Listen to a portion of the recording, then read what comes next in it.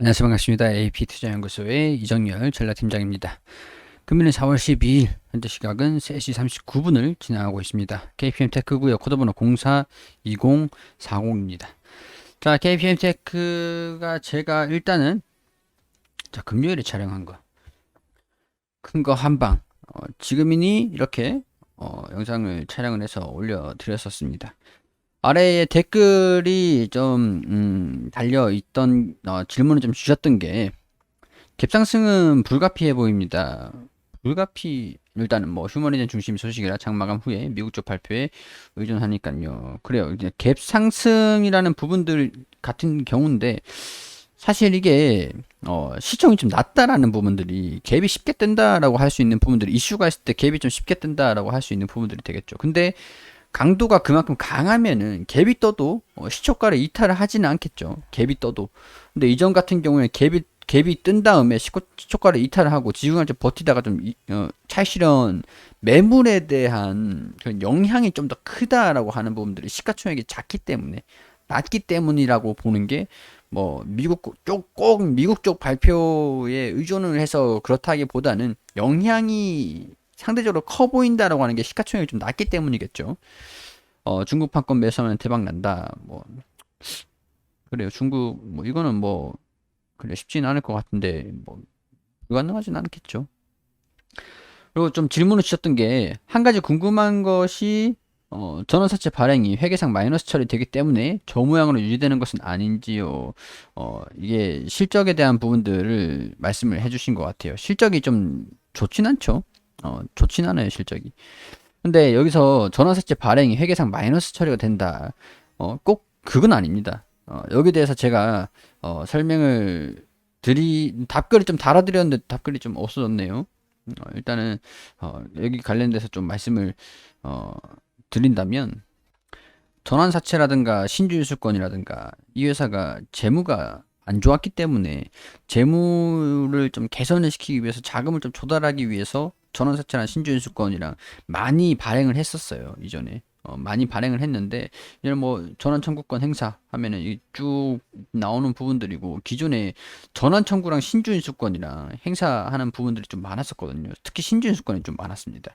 근데 전환사채만을 언급을 하시는 것 같은데 신주인수권이랑 전환사채랑은 또 틀려요. 일단은 기본적으로 CB랑 BW를 발행을 하는 기업들 중에는 대부분 실적이 적자가 좀 많이 나요. 아니면 기업이 어려운 상황들로 전환이 되든가 아니면은 뭐 좀 적자가 나고 있는데 유지를 하고 자본금을 좀 확보를 하기 위해서 채권을 파는 거죠. 채권을 파는 건데 그렇게 자금 조달을 하는 겁니다. 목적은 그래요. 근데 전환사채 같은 경우에서는 행사를 할 때 회사에서 부채가 감소가 되잖아요. 이게 전환권을 행사를 하면 주식으로 전환을 해주잖아요. 그럼 그만큼 부채가 감소하고 자본금이 증가가 됩니다. 근데 이제 채권자는 전환권을 행사를 했다면 전환한 비율만큼 채권자의 지위는 사라지고 내 채권에 대한 이자에 대한 그런 소멸이 되죠. 그러니까 부채를 받은 것을 주식으로 전환을 시켜주고 이제 그 대가로 주식을 받는 거예요. 주식을. 그러니까 주가가 많이 올라가 있는 상태에서 전환사채를 행사를 많이 하겠죠. 이자 이익보다 주가 차익이 더 크니까. 그러니까 부채가 소멸이 되고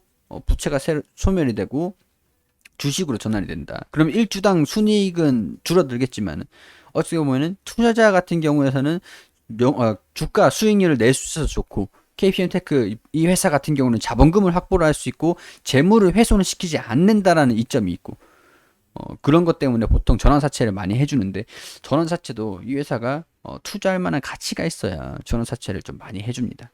많이 해줘요. 그리고 통상적으로 전환사채를 많이 발행한 기업이 주가가 좀 강하게 흐름들을 가끔씩 크게 가기도 해요. 가끔씩. 자본금은 계속 이제 좀비 기업이라고 볼 수도 있겠지만 어떻게 보면은 그 뒤에는 이 물량이 확보가 되면서 주가를 좀 띄우려고 하는 그런 이슈들을 준비를 하고 있다. 그렇기 때문에 전환사채를 발행을 하는 거다. 그걸 위해서 자본금을 확보를 하는 거다라고 하는 내용들이 될 수도 있기 때문에. 근데 BW 같은 경우는 얘기가 틀려집니다. 회계상으로는 전환사채 권리를 행사한 다음에 부채에서 자본으로 그게 편입이 되고 주식으로 상장을 해서 줘요. 근데 신주인수권 부사채 같은 경우에서는 그 권리 행사 이후에도 부채는 따로 갚아야 돼요. 그러니까 내가 돈을 빌려줄게. 대신에 싼 가격에 주식을 살 수 있게 해줘. 전환을 시켜주가 아니라 싼 가격에 주식을 살 수 있는 권리를 줘. 신주를 인수할 수 있는 그런 권리를 줘. 이렇게 얘기를 하고 부채는 그대로야. 이제는 다 갚아. 원금은 니네가 다 갚아. 부채는 부채로 남아있고 이 좀 저렴한 가격에서 신주를 인수를 할 수 있는 그 정해진 가격이 있어요. 그렇기 때문에 회계상에 부채가 소멸되진 않죠. 대신 주일수가 늘어났죠. 근데 KPM테크 같은 경우는 전환사채보다 신주일수권 발행을 성공할 가능성이 더 높기 때문에 전환사채는 상대적으로 가능성 할 수 있을 가능성이 좀 낮아요.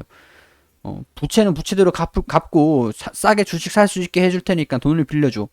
그렇게 해야 KPM테크는 실적이 좀 안 좋기 때문에. 그래서 신주수권이랑 전환사채랑 다 같이 한 겁니다. 이거 하고 계속 이제 한 거예요. 근데 그게 지금 이제 결실이 보일 수 있을지. 청구권을 계속 행사를 한다라고 했는데 이전에 발행을 한 거는 주가가 1,000원. 이 부분에서 좀 낮아요. 뭐 몇백 원대에 있는 그런 가격대도 있습니다. 신주 주가가 좀 많이 올라왔을 때 전환사채를 좀 많이 계속 했는데 사실 뭐 주식수가 늘어나는 게 문제가 아니라 지금 휴머니젠에 대한 부분들을 집중을 해서 보고 있는 부분들이기 때문에 1주당 가격이 어차피 적자니까 크게 염두를 해두고 있는 부분들이 아닌 거겠죠. 그렇죠. 자, 오늘 같은 경우에서는 외국인이 엄청나게 샀어요. 좀 이제 뭔가가 터질 때가 된 건가? 신청을 했나? FDA 승인 신청을 한다라고 했는데 신청을 했나? 그런 생각이 좀 들기도 하죠. 오늘 수급 같은 경우에서는. 자, 텔콘 RF제약과 KPM테크가 휴머니전 렌질루마 판권 계약 1차 잔금을 지급을 했다. 1차 잔금은 이게 마일스톤인데 렌질루마 임상 3상 성공이 공표될 때까지 그때 지급하기로 했는데 마일스톤 계약이 1차 이거 임상 3상 성공했다라고 하니까 1차 잔금을 준 거죠. 향후 렌질루맘이나 미국 내 긴급 사용 승인 또는 생물학적 제재 그러니까 약품을 품목 허가를 받을 때 나머지를 지급하고 이제 사업을 영위를 한다라고 하는 부분들이 되겠죠. 근데 오늘 좀 이례적으로 외국인이 좀 적극적으로 매수를 했단 말이죠. 개인 투자자들은 좀 매도를 하고 단기적으로도 얘네들이 굉장히 좀 강하게 매수를 해줬는데 뭔가 이제 시작을 하려나 그런 기대를 한번 해볼 수 있는 구간이 아닌가. 오늘 또 이제 갭상승을 해가지고 또 이탈한 게 아니라 야금야금 올린 부분들이죠. 야금야금 계속 야금야금 올렸어요. 올렸기 때문에 내일 뭐 갭상승 지금 시간에는 안 나오는 부분들인데 내일 뭐 갭상승을 할 수 있을 가능성들도 좀 있어 보일 것 같다. 근데 갭상승보다는 저는 갭이 뜨지 않고 꾸준하게 강하게 장중에 이런 식으로 오늘처럼 강하게 연속적으로 오르는 게 차라리 낫다라고 봅니다. 일단은 시간에는 아직 나오는 부분들이 아니니까 어떻게 좀 언급할 수 있는 부분들은 아닌 것 같고요. 일단은 3,200원, 3,500원 이 부분을 돌파를 하는지 일단은 지켜보자. 돌파를 하고 이전처럼 갭이 만약에 뜬다. 갭이 만약에 뜬다라고 하면 여기 이렇게 이런 식으로 좀 이탈하는 모습들을 보여주면은 조금 이제 차익 실현 하시는 것도 한 가지 방법이 좀 되지 않을까. 단기 차익 실현. 그런 부분들이 될 것 같아요. 일단은 갭이 뜰지 아니면은 차근차근 이렇게 강하게 탄탄하게 좀 올려줄지 양상이 좀 틀리죠. 아니면 이전처럼 갭이 탁 뜬 다음에 강하게 말아 올리든가 이런 식으로 강하게 말아 올리든가. 근데 일단은 뭐 나쁘진 않은 상황인 것 같습니다. 수급도 굉장히 좀 긍정적이었고 우리 시청자분들 같은 경우에서는 좀 더 매물을 털리는 것보다 매도를 하는 것보다 좀 더 지켜보시는 것도 괜찮지 않을까 그런 생각이 좀 들어요. 자, 일단은 뭐 질문에 대한 답변을 좀 드렸고 KPM테크가 재무적으로 뭐 전환사채랑 신주식권이랑 골고루 했기 때문에 장단점이 있죠. 둘 다 뭐 이거 하고 저거 하고 한 가지만 하고 한 부분들이 아니라 둘 다 골고루 했기 때문에 그런 자금을 투자를 받았기 때문에 뭐 휴머니젠에 투자를 할 수 있었겠죠. 자, 이런 부분들 참고하시고 내일도 움직임들이 3,200원을 돌파를 하는지 돌파를 해가지고 이게 이탈하지 않고 유지되면서 강세의 흐름들을 좀 보여주는지를 포인트로 보시면 될 것 같습니다. 그리고 우리 AP 투자연구소에서 김명재 소장님께서 매일매일 무료로 종목을 추천드리고 있습니다. 검색창에 AP투자연구소라고 검색하시면 상단에 홈페이지가 나옵니다. 홈페이지로 들어오셔가지고 여기 무료 추천 종목 게시판에 들어오시게 되시면 매일매일 종목을 추천드린 게시판들이 확인이 되시죠. 자, 여기 4월 9일 금요일 무료 추천 종목 게시판으로 들어오게 되시면 우리 통상적으로 이제 장전에는 뉴욕 증시가 어떻게 진행이 됐는지 설명을 드리고 9시가 되면은 종목을 추천해 드립니다. 원익큐브 현재가 6,200원, 1차 목표가 6,385원, 손절가 5,800원. 그리고 9시 2분에는 시공테크 현재가 6,750원, 1차 목표가 6,950원, 손절가 6,500원으로 대응하시라고 말씀드리고 9시 3분에 한국종합기술 현재가 9,300원 기준 매수가 드렸고 1차 목표가 9,580원, 손절가 8,910원으로 대응하시라고 세 종목 추천드렸습니다. 자, 시공테크 상승을 하면서 이렇게 수익을 드렸고, 자, 시공테크 그리고 한국종합기술도 이렇게 차트를 통해서 설명을 또 드리고, 자, 여기 보시면 세 종목 추천해 두 종목 수익, 한 종목 보유 중입니다. 시공테크, 한국종합기술 수익 종목, 보유 종목 원익큐브. 이게 단타에 대한 그런 개념이다 보니까 매수가, 손절가, 목표가 잘 지켜주시라고 당부를 이렇게 또 드리죠.